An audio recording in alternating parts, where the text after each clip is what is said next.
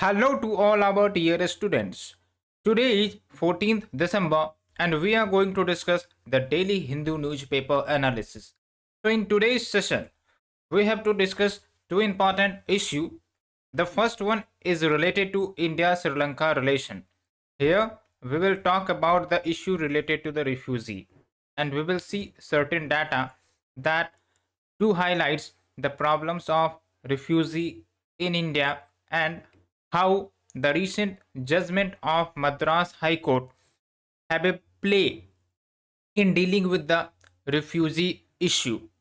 Then further, we will move to the second article where we will discuss that how India's foreign policy had changed from the past and it gets affected by many factors. Okay, so we will understand all these two issues. And before starting our discussion, if you hadn't subscribed our channel, please do subscribe, like, share, and also spread to your friend circle. So let's start with our discussion. The first one can be related to GS paper 2. Okay, and when we talk about the context here, so recently the Madras High Court in its judgment directed the authority to treat a petitioner and his family as Indian citizens. Now, who is that petitioner?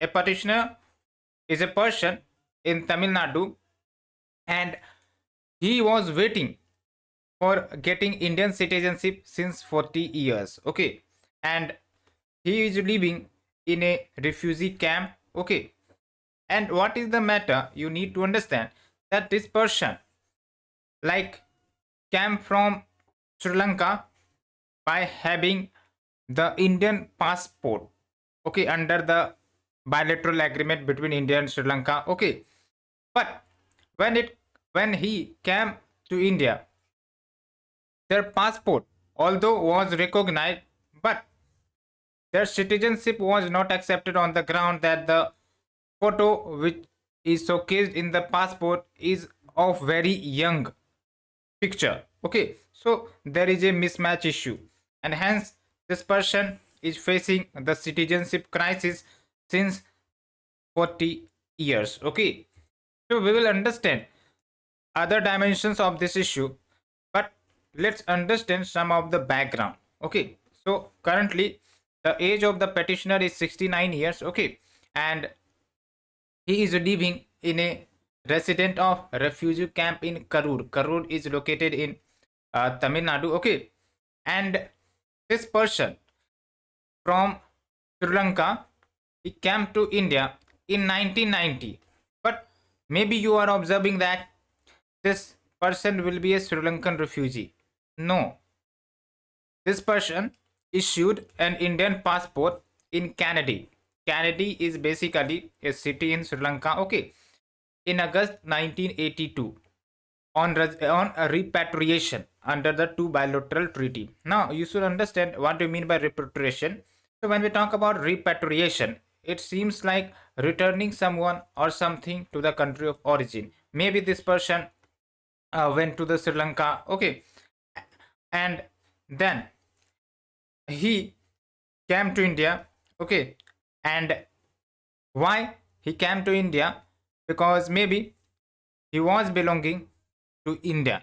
Okay, so that's why there is a bilateral agreement between India and Sri Lanka that if such cases are there, so it can be sorted out. Okay, and hence you can observe here that under this agreement, the passport is issued, okay, by the authority, so that there should be normal returns of the people to their country of origin.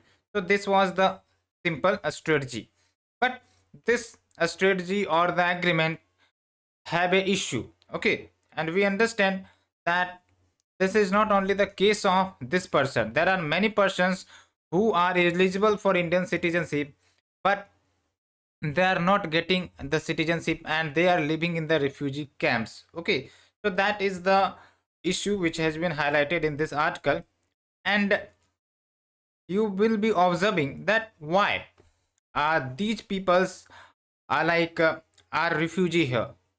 So we know that the cultural relationship between India and Sri Lanka is very old. Okay, maybe some civil uprisings occurred in Sri Lanka. Okay, so people migrated from Sri Lanka to India and living as refugee. Okay, and maybe like we have the marine borders with Sri Lanka, so some people or the some citizens from India went to Sri Lanka. Okay, by mistake, and there can be the capturing of that person. So this can be the issue, and that's why we have the issue related to the crisis of refugee. Okay, hope you understood the basics. And the person or the case was like named as Ganeshan was that person. Okay, so you should remember here that it is not that only this person faced this crisis. The court or the Madras High Court who decoded that give them the benefits to the petitioner and his family as Indian citizens. Okay, so you can understand from the data that about 5,130 applicants have sought the citizenship. And when we talk about official data of March 2023, Tamil Nadu had about 91,000 refugees. Okay, and maximum of that they lives in the camps, refugee camps. Okay, so you may observe that they are having lack of benefit, the dignity, the citizenship crisis. Okay, all these refugees are facing that. Okay, and apart from that, a DMK state government a study found that nearly 8,000 refugees are eligible for the Indian citizenship, but these peoples are not getting that citizenship. Okay, but we can say here that although India is not a signatory of 1951 United Nations Refugee Convention or the 1967 protocol, please do remember for the prelims. Okay, so also just search about this convention in Google. Okay, you should have a better idea about this convention that deals with the refugee. Okay, but apart from that, India adheres to the principle of non-refoulement. Here, for the prelims, you need to understand what do you mean by principle of non-refoulement. Okay, so when we talk about this non-refoulement principle, it simply says that let's say there is two country. Okay, let's say these are neighboring nation. Okay, and let's say in country A there was a crisis. There was a some authority or the state started attacking the minority. Okay, and let's say to escape from this crisis, minorities start going or shifting to the neighboring or the bordering country. Okay, so under the principle of non-refoulement, if there is a issue where there is an attack on the people or the citizens based on the race, religion, nationality, membership. Okay, and to safeguard, people gets migrated to the neighboring border or the frontiers. So the neighboring countries should accept that people. Okay, until and unless the matter gets sorted out. So this is the principle of non-refoulement. That means you cannot like treat these refugees immorally. So that is the basic background of principle of non-refoulement. Okay, however, what is the suggestion in this article that the union government should initiate talks with Sri Lanka on voluntary repatriation so that people should get their access to the country of origin. Okay, and apart from that, it will ensure the life of dignity. Otherwise, if there is a citizenship crisis, you may think by observing, let's say if a person does not have the citizenship right, so what crisis he or she might be facing. Okay, so that is the end of the article, friends. Now we are shifting to the second editorial discussion, and it is related to GS paper 2, and this is a very good article written by Shashi Tharoor, and you know about him and their background. Okay, so when we talk about this, there is a talk about how India's foreign policy changed from past to the present. Okay, from the past we were more focused on a strategic autonomy. Still we are focused on a strategic autonomy, but let's talk about the pattern of chronology. Okay, So when India got independence, you know that the world was facing the crisis of World War II. Okay, and there were two big powers, that is the US and USSR. Okay, so there was Cold War going in between them. And what was the impact of this Cold War? That these two countries trying to attract the nations towards each other. Okay, by influencing, by power, by money, all of that. But India was well aware of this issue, that if we will join to any particular block, this will hinder our progress, the development, the growth. Okay, so we remain like autonomous, we remain neutral. Okay, so we do have the relations or the good relations with the US as well as USSR at that time. And currently we also have the good relations between these two countries. We are neither an ally, okay, or the bloc member of any two nation, either it is US or you or the Russia, the former USSR. Okay, so India followed a non-alignment policy between the superpowers. And the follow of non-alignment policy, no, it is very complicated task. It requires huge diplomatic effort and a strategy to be neutral, to like make relationship with the country who are opposite to each other. Okay, so try to observe that how India's policy or the foreign policy works, and also it has major benefit for India as well. Okay, however, some critics also says that because of this complicated stance, the Western nation like seem India's relation as anti-Westernism. Okay, so this is one another issue. Okay, but when we talk about another instance, another shift in the India's foreign policy with respect to the Middle East. Okay, so it also faced a turning point. How we can say that when Israel when Israel was like expanding its horizon in the Middle East. Okay, and we know that it occurred from 1940s onwards. Okay, and slowly Israel gained its position, the area, the accessibility, and all of that. Okay, and you know that currently what is going on in Israel Hamas issue, it is the outcome of the history as well. Okay, so at that time Israel was new, and many countries, specifically the Arabian nations, okay, do not recognize Israel. Okay, and there was a discussion that it needs to be bifurcated, like the Israel territory should be bifurcated between Palestine and Israel to sort out the issue, to sort out the dispute. Okay, and for that there was a voting in United Nation in 1947. Okay, to partition this two state into Israel and Palestine. But here India voted against. That means India was not in favor of two-state solution. Remember, currently India is in the favor of two-state solution, but at that time India was not in favor and India voted against. Okay, India argued for single secular state for both Jew and Arabs in the Palestine. Okay, and what happens after that? Slowly India's relation with Israel has started expanding. Okay, and even India recognized Israel as well. Okay, and in 1992 we like elevated our relationship at the ambassador level. Okay, we do have the ambassadors in Israel and Israel's ambassador in India. Okay, so that is the thing. So our relations with the Israel was going on and improving, and now we can see that we have different sort of agreements, treaties, military, like defense production, purchase, all occurs with Israel as well. Okay, so what led to the turning point?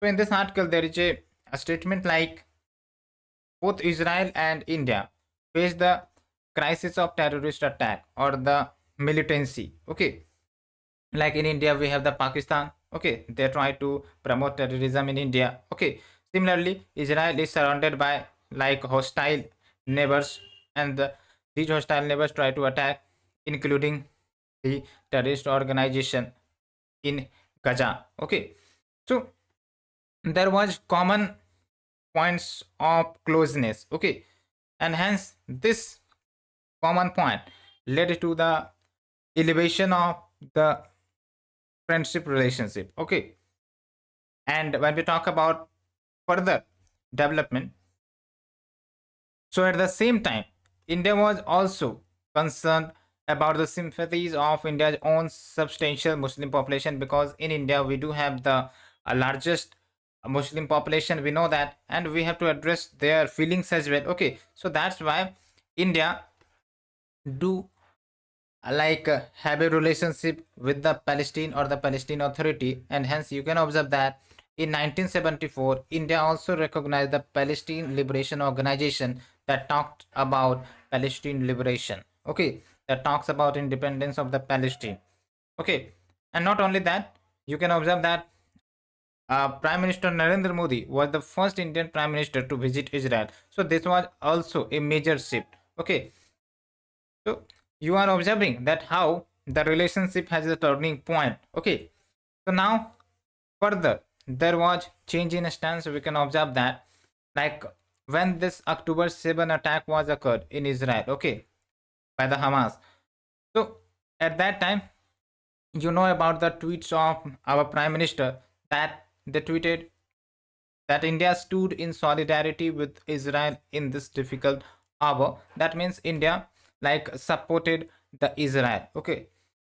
However, there was another shift. When the death in Gaza was started increasing, and you know that there was huge death of the populations in Gaza.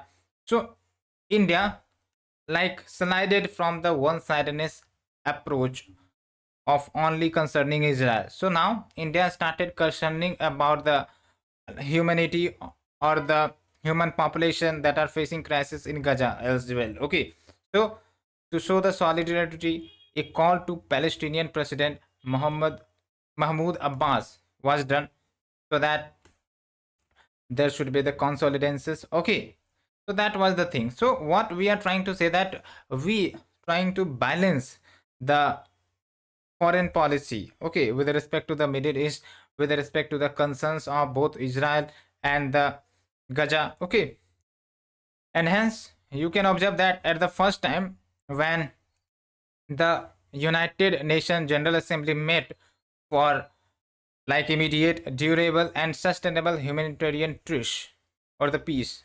Okay, for the first time, so then India choosing to abstain. Okay, India didn't vote it, but again there was corrective measures done by India when again United Nations General Assembly met this week, and here India supported the majority that demanded that humanitarian ceasefire should be done at the fast as possible.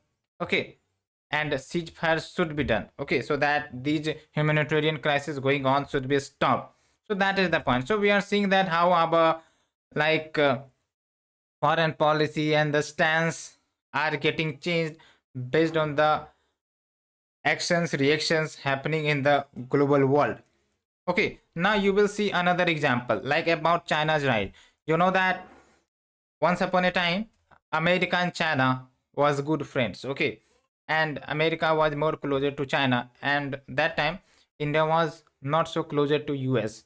But as China challenges the hegemony of the US in terms of economy, in terms of security, in terms of defense, all of that. Okay, so US started going away from the China, and now US started coming closer to the India. Okay, so India also started coming closer to the US. Okay, and we are seeing that lots of agreements, series of debates, forums, summits are going on between India and US. Okay, and this boosted the relationship at par level. Okay, and you can take example like in I2U2. Okay, tell me the members of the I2U2. Okay, and here also G20 summit occurred in New Delhi recently, and here there was an announcement of the India Middle East Europe economic corridor, and what this corridor will promote the trade. Okay, the trade between these countries, and here the Israel is also a part of that because the one port in Israel that this corridor will go through. Okay, so that was the thing. But on the another side, what we are seeing that we are closing towards America, but we do have the good relationship with the Russia, but we are not able to like more able to integrate with the Russia because of the economic sanctions Russia is facing and the Russia-Ukraine war. Okay, so on that side, Russia a decreasingly useful partner in the global geopolitics. Okay, so we can say that like what occurred in Gaza. Okay, and based on the developments in the Gaza, we changed our policy scenario depending on the situation. Okay, with respect to the world. Okay, so that is the thing. Hope you understood. And tell me that is India's a strategy of maintaining autonomy or the neutrality is good or bad? And also please tell me, like in the matters of the humanitarian crisis, if India votes for absenteeism, so does it reflects a strategic autonomy or does it reflects the strategic pressure? Okay, so tell me in the comment box. We will like to hear from you and please do share your experience. And now this is the end of the session, and at the last we try to give you the question, and please do solve by pausing the video. Okay, and give your answer in the comment box. So friends, that's the end of the article. We will meet again for the next short of session. Thank you very much.